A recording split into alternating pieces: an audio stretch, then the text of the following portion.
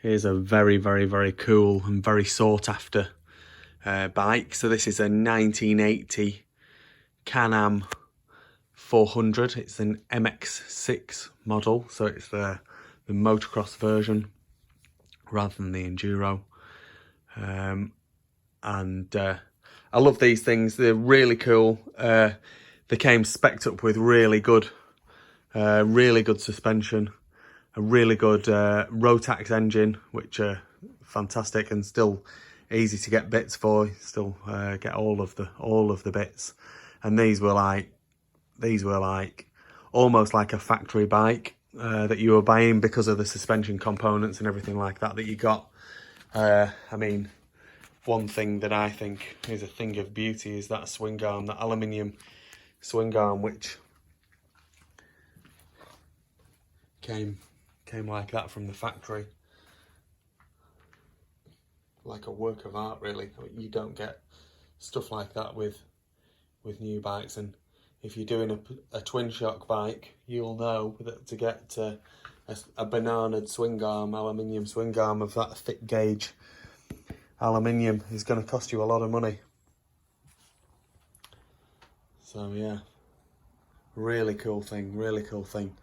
As with all of my bikes, she's not perfect. She's got a couple of little issues. So issue number one, and I was hoping that I was going to be able to ride this thing actually, but it looks as though someone has upgraded the carb. I'm sure it would have had a round slide carb on it rather than a flat slide. So someone's upgraded it to a flat slide carb, and in doing so, what they've done is they've probably put the original throttle cable back in, but it's too short. So when you put the throttle cable into the throttle housing, basically the carb slide is half the way up. So that would mean it would just be revving really high when you try and start it. So it's going to make it difficult to start and obviously difficult to get it riding and stuff like that. So that's issue number one. Issue number two, which I have discovered just having a quick look around the bike, and generally, you know, it's in restorable condition. It's everything's there, but it looks as though the kickstart has been hitting this casing. Maybe they put the kickstart on too far round, and as it was returning, it's been hitting the casing. So someone has gummed that up with some kind of liquid metal. So it's obviously been leaking, and they've gummed it up around here as well. So exactly what's happened, I don't know, but that clutch cover is going to need to be replaced. They are available; they're easy to find. But yeah, that's the major issue with the bike. The front rim looks nice. That'll clean up easy. Again, polish the hub, or some polish would make that look lovely again. It's got the original VIN plate.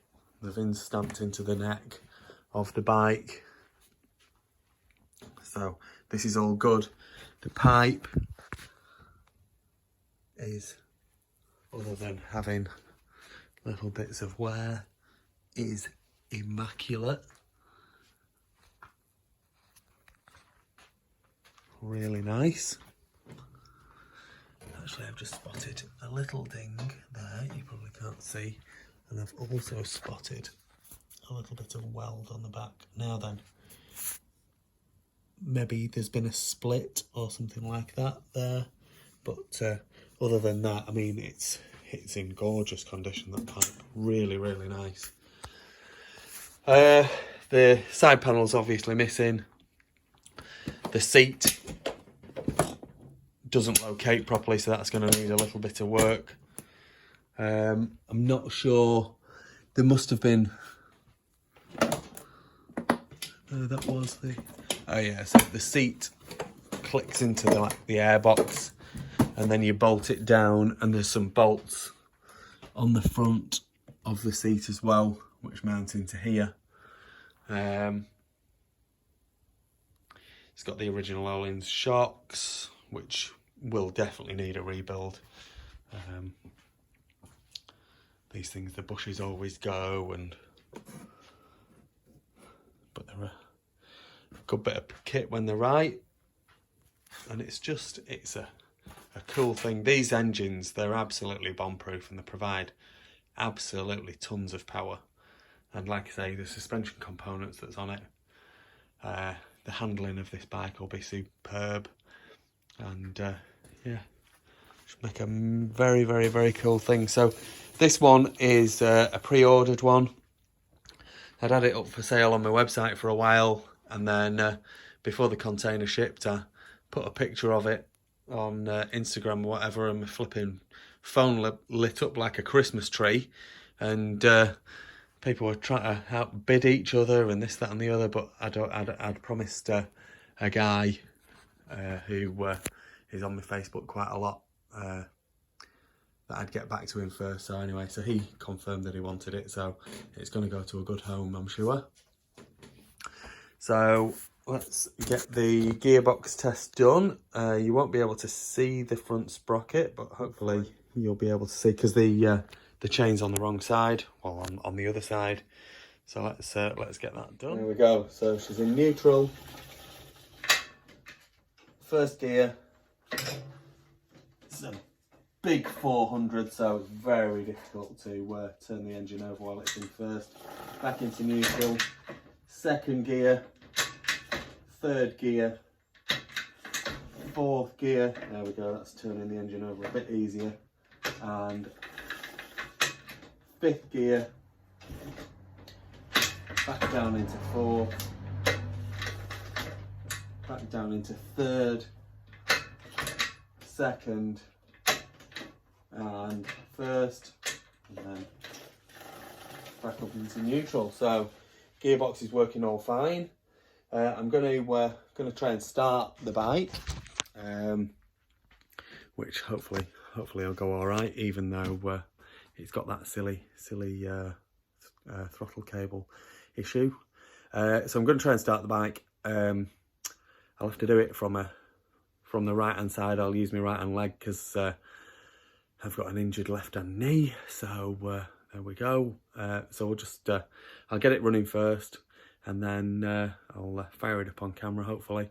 And there we go. Okay, so this is where we're at. Unfortunately, I'm not going to be able to get it running on film. I've had it running.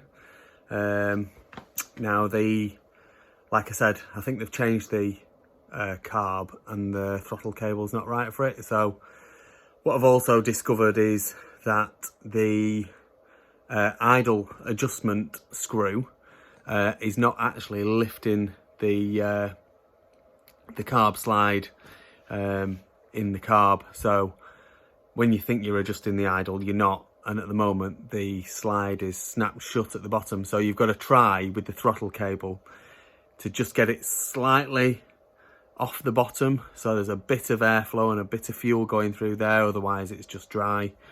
But obviously that's very difficult. So like I say, I have had it running relatively briefly. It sounded quite good, but I think what I'm doing when I'm trying to get it going now is I'm flooding it, because like I say, it's very difficult to get that adjustment with just the throttle cable and that. So I'm not going to carry on messing about with it. I'm sure that its new owner is more than capable of sorting the throttle cable and probably swapping the carb to a different one or whatever, and getting her running. Like I say, she has run, so I'm in no doubt that the engine is reasonably good. So there we go, 1980 Can-Am 400 MX-6, lovely thing when it is done.